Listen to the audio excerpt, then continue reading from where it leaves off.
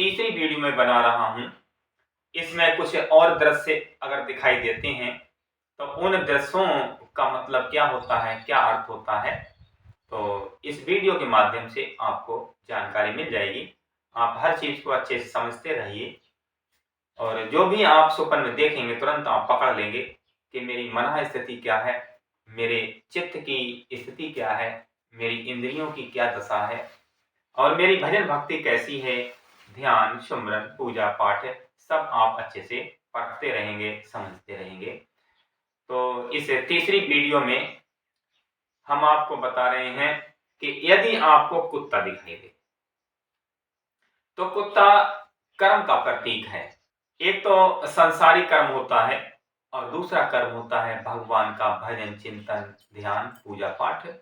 तो यदि कुत्ता आपको एकदम साफ दिखाई दे, सुंदर दिखाई दे, भूरा दिखाई दे, तो इसका मतलब यह है कि आपका जो भजन, चिंतन, ध्यान का जो कर्म है, जो भक्तियां रूपी कर्म कर रहे हैं, वो आपकी भजन भक्ति का कर्म बहुत अच्छा है, साफ है, उत्तम है। और आप खुद ही अनुभव करेंगे यदि आपको भूरे रंग का, एकदम व्हाइट रंग का अगर पिल्ला दिखाई दे या कुत्ता दिखाई दे तो आप खुद अनुभव करेंगे कि आपकी भजन भक्ति खूब बढ़िया चल रही। आप भजन में, ध्यान में, चिंतन में जब आप बैठते होंगे तो आपका मन खूब लगता होगा।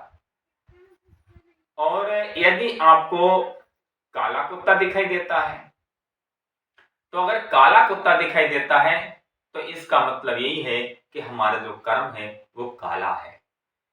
ऐसी अवस्था में आप अनुभव करना कि आपका मन भगवान के भजन में, चिंतन में, ध्यान में, सुमरन में, पूजा पाठ में नहीं लगेगा और आपका मन संसार में ज्यादा दौड़ेगा, विषय भोगों में ज्यादा रमण करेगा। तो कुत्ता हमारे कर्म का प्रतीक है, जैसा हम देखते हैं स्वप्न में और वैसा ही हमारे भजन चिंतन के विषय में जानकारी मिलती है।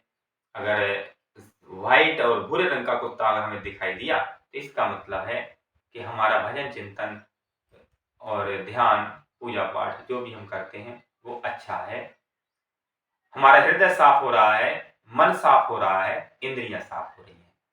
और यदि काला कुत्ता दिखाई दिया तो हमारा जो कर्म है बहुत काला है और हमारा मन भी गंदा रहेगा, इंद्रियां भी गंदी हो रही हैं, चित्त भी गंदा हो रहा है और भजन चिंतन में मन नहीं लगेगा। और यदि आपको भालू दिखाई दे, अगर भालू दिखाई देता है तो भालू भरम का प्रतीक है। तो मन के अंदर नाना प्रकार का भ्रम और संदेह और शंका पैदा होगी।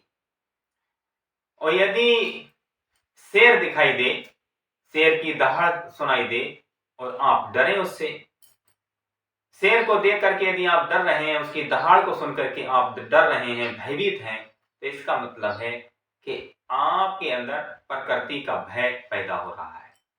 तो प्राकृतिक जो भय है, जो संसार का भय है, वह शेर है। और यदि शेर की तरह आपके अंदर साहस है और आप शेर को देख करके भयभीत नहीं है, डर नहीं रहे हैं और आप शेर के पास में खड़े हैं और किसी तरह का कोई भय नहीं है, एकदम निर्भय हैं आप, तो इससे ये भी संकेत मिलते हैं कि हमारे अंदर प्रकृति का जो भय है वो समाप्त है, वो खत्म है। भय प्रकृति में होता है और परमात्मा में भय नहीं होता है। परमात्मा के ध्यान में, भजन में, चिंतन में निर्भयता आती है और संसार के चिंतन में या संसार में रमण करने से भय पैदा होता है। और यदि आपको घोड़ा दिखाई दे, घोड़ा मन का प्रतीक है, यदि घोड़ा शांत रुका हुआ है, ठहरा हुआ है, तो इसका मतलब है आपका मन भी ठहर रहा है। और यदि घोड़ा बहुत तेज गति से दौड़ रहा है, अगर आप घोड़े को दौड़ता हुआ देखें तो इसका मतलब यह है कि आपका मन भी बहुत तेज गति से दौड़ रहा है। आप अनुभव कर लेना।